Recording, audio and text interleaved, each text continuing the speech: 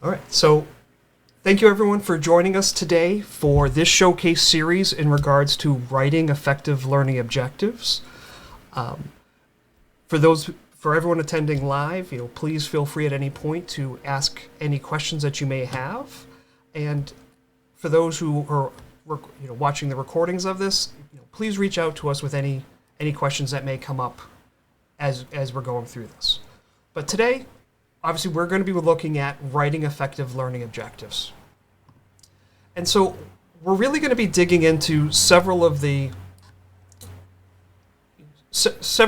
couple different areas in regards to this.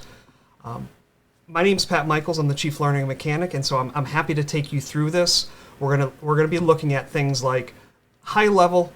What should our learning objectives? What are we trying to achieve with learning objectives? We're going to talk about the ABCD method, dive a little bit into taxonomies and learning levels, and then show you how you can make this whole process of creating these easier as part of one of our tools called the Learning Design Tool. It does learning objectives, but a whole bunch more as well. So as we're going, let's just dive in. Let's talk about learning objectives at the highest level. So when we're looking at learning objectives, I kind of like to break it down into three main ideas. One is, to me, learning objectives, they're really the roadmap on our way to the goal of the course, right? They're the steps that the learners are taking to achieve the overall goal, course goal. So in building this, it gives us the ability to actually find structure that will help us when we start developing our material. A lot of times our learning objectives will become our terminal objectives will become our modules, our enabling objectives will become our lessons, and then within those lessons is where we start diving into say this, do this, ask this, show this slide. So our objectives are really going to provide us the backbone to create a successful training program. And lastly, objectives give us the foundation to determine our learner achievements. Did our learner actually get to what we're trying to get, where we're trying to get them in this course, right? Are we able to show or illustrate that the learner was able to achieve XYZ steps? And that's the objectives are what allow us to do so. So very high, 100,000 feet look at learning objectives. Obviously, there's so much more to them than those, but I think that's a good starting point for us. So let's say we now need to start writing some of these ourselves. One of the simplest ways to go about this is what's known as the ABCD method. And the way this works is, over here, we'll give you those letters. We're going to start looking at what each one of those letters represents. So A represents the audience, right? Who's the intended person that this objective is written for? In many cases, it's probably going to be the learner, the participant, things like that, the sales team, but we're clearly defining who this objective is for. After that, what's the behavior, right? So this is where we start tying in specific, actionable verbs on what we're trying to get the audience to do. And we're going to dive deeper into this in just a few moments. C equals condition. So this is what's the situation or environment that the learner or the audience is having to achieve the specific behavior. And lastly is the degree of mastery. And this is how are we going to measure success, right? Those learner achievements we were just talking about. This is where we can start defining what success means within the realm of this specific learning objective. All right, so here's an example. This is a simple objective I actually wrote for a blog article we did on this subject a little while ago. But after reading Writing Learning Objectives 101, the learners will write an effective learning objective with 100% accuracy. So let's look at this really in terms of that ABCD method. So the audience, in this case, is the learners. From there, when we start looking at the behavior, will write an effective learning objective. So truly the behavior is right? The other stuff is kind of describing that. But right, and just for those who want to dig into the nerdery of this, right falls within the knowledge taxonomy at the application level. So by choosing this specific verb, I already kind of have an idea of maybe what some of these learner achievements are going to be doing and things like that. The condition after reading Writing Learning Objectives 101. So this is the situation or the environment that the participant's in, They're going to, in this case, they're reading an article, and then after that, here's, the objective is kind of spelling out what they're going to be doing. And my degree of mastery within this objective with 100% accuracy. And your degree of mastery isn't always with 100% accuracy. It could be by scoring 8 out of 10 on an exam, or by replicating the steps of XYZ process. It's just defining what that mastery is so that we can now measure it, Specific, measurable, actionable, Kind of that, if we look at that idea of SMART goals, that's the same thing within the objectives. So back to it, After reading Writing Learning Objectives 101, my condition, C, the learners, the audience, which would be my A, will write an effective learning objective. That's my behavior, B, with 100% accuracy. D, my degree of mastery.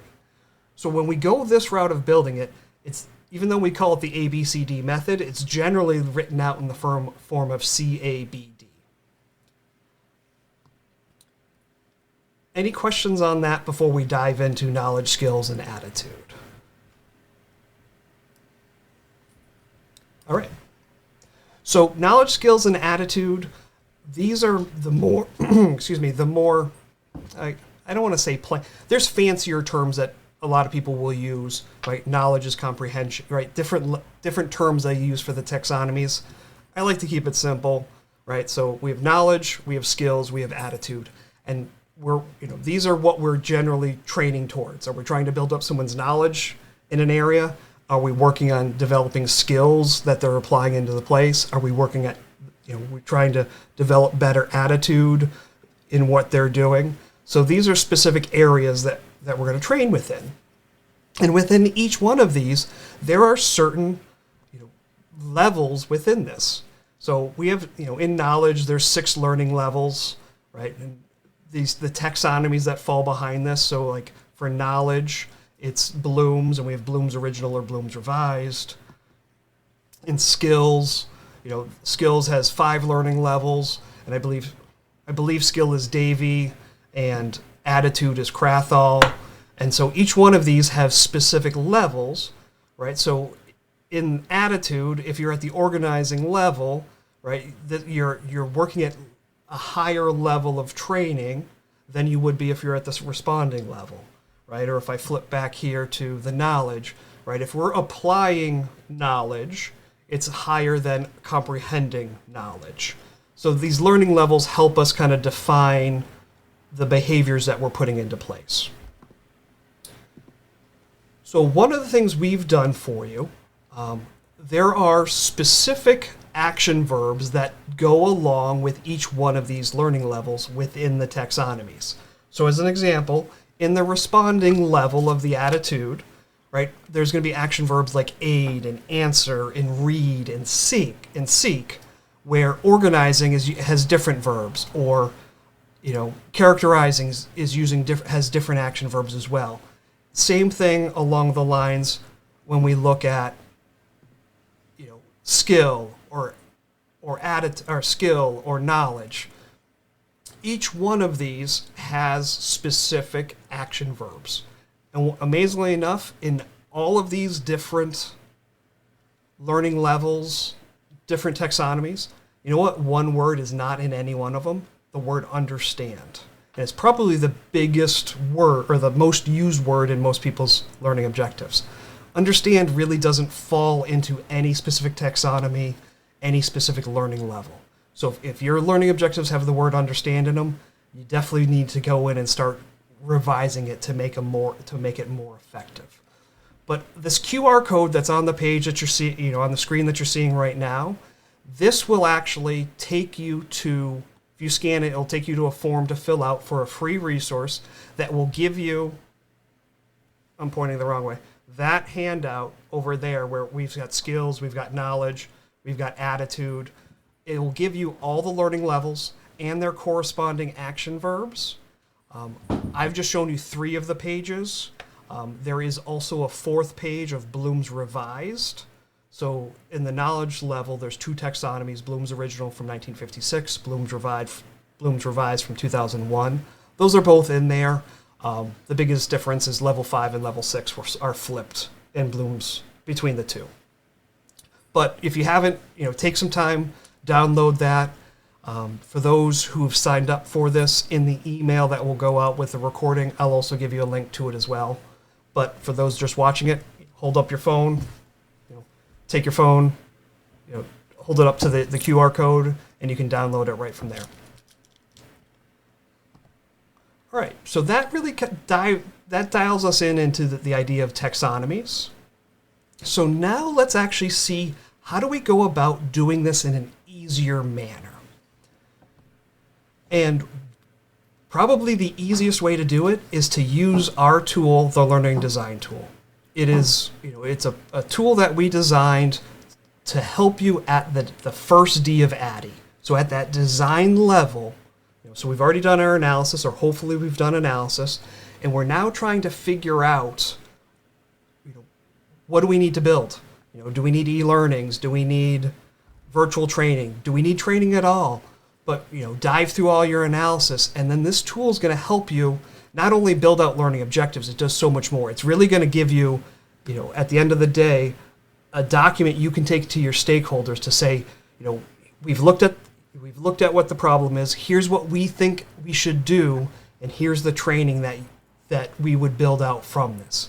The nice part about this too is because it's a sibling program of LeaderGuide Pro, we can take our design document and feed it right into LeaderGuide Pro and jumpstart our process of developing facilitator guides for instructor-led or virtual, or push it into PowerPoint so we can start building out our visuals, or send that, take those PowerPoints and send it over into Articulate or, iSpring for the e-learnings that we're building out.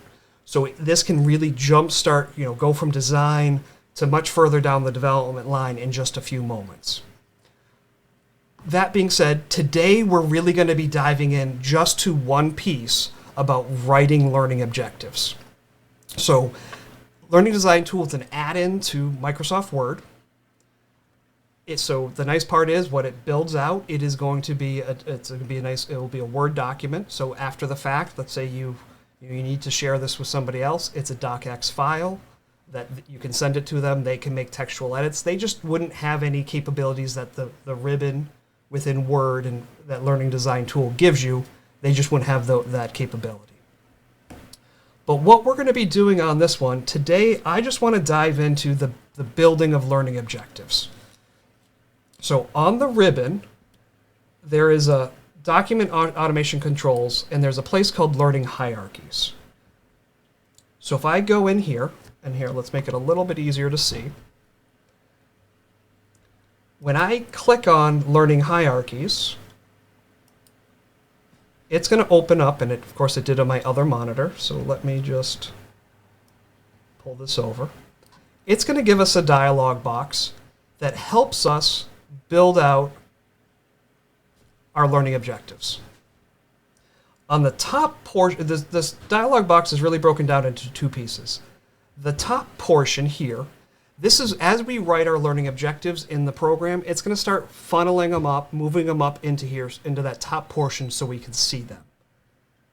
The bottom portion, this is where we're actually going to be doing the majority of our work, or this is where we're doing all of our work in terms of writing our learning objectives. So the way this works, we're going to come over and we can select, are we building a terminal objective or are we doing an enabling objective? So you're going to always start off with a terminal objective. I can come in, I just give it a reference number, so let's call it 1.0. And then Obviously, I could get to the learning objectives and I could just start typing it. I could just start typing it all out. But ideally, what you want to do is down here, we've got some prompts. What domain are we in? Which one of those taxonomies? Are we in knowledge? Are we in skills? Are we in attitude? So I can choose those. Now, based off of what we've selected, so if I choose knowledge, I come over here to learning level, and you're going to see, in this case, we've got the 6 learning levels within the knowledge taxonomy. Where if I choose skills, and I select that, learning level, we've got the 5 levels of those. Or attitude, if I select that, we'll have the 4 levels of attitude. But once we've selected the domain and then the learning level, so let's say here we go into application. On the right-hand side, here, we'll make this a little bit bigger, we'll see the action verbs that fall within the learning level that we chose. So I could now choose, well, here, amazingly enough, I didn't do that on purpose, it just happened, but I could select the action verb choose within the knowledge domain of application level, and when I select it, it puts it up at the top portion of the learning objective. And I can then now choose the main point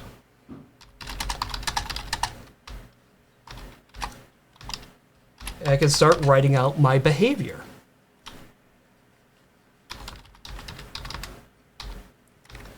So one thing you'll notice when we're doing this, we're starting at the behavior level. The condition, as well as the audience, is really, because this is coming into a full-on design document, the condition and the audience are really addressed higher up in the document process. And so when we get to here and we're building out our objectives and the learning design tool, we've put those higher up into the design document. So here we're just diving in behavior and then into the degree of mastery.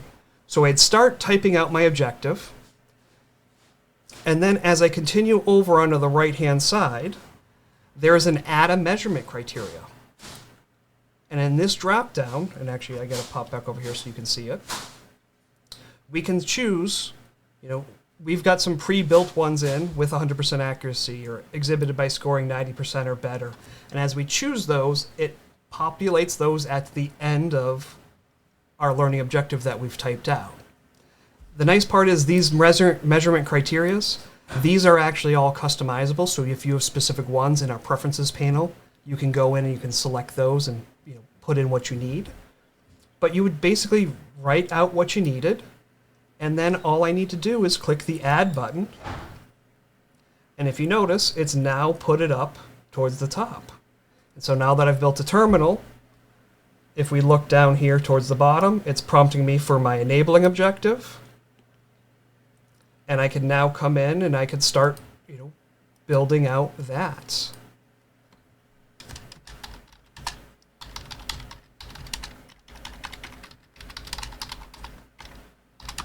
From this to that. And then obviously come through, choose my, start building this in within 3 minutes. And put in my degree of mastery, and I can click add. And so as I go through and I start building all of these out, I can start just quickly capturing them and apply, getting into the specific learning level that I need, grabbing the specific action verbs that I need, and building that. And once I was all done, I'm going to stop at this point, but if I click OK, it then populates this into the beginnings of my design document. So we've got our, we can quickly build out our learning objectives, and just, we've got a couple moments here. So one of the other nice things, if remember when we were talking about high level, what that third point about learning objectives and it being a place for determining learner achievements, that's another of the options based off those learning objectives on on the ribbon, there's a learner achievement. So when I select that, I get prompted, and it's asking me, do I want to have learner achievements for both my terminal as well as my enabling objectives? So I'll say yes, that I want them for both. But if I said no, I would just get for my terminal objectives. But it then builds out, it populates in my objective. And now, based off of the the taxonomy I was in, so in this case I was in knowledge, and the learning level of application, it's given me some, we've got some prompts of different types of activities, learner activities that we could use to show, or that the learner could do to show that they've got mastery of that objective.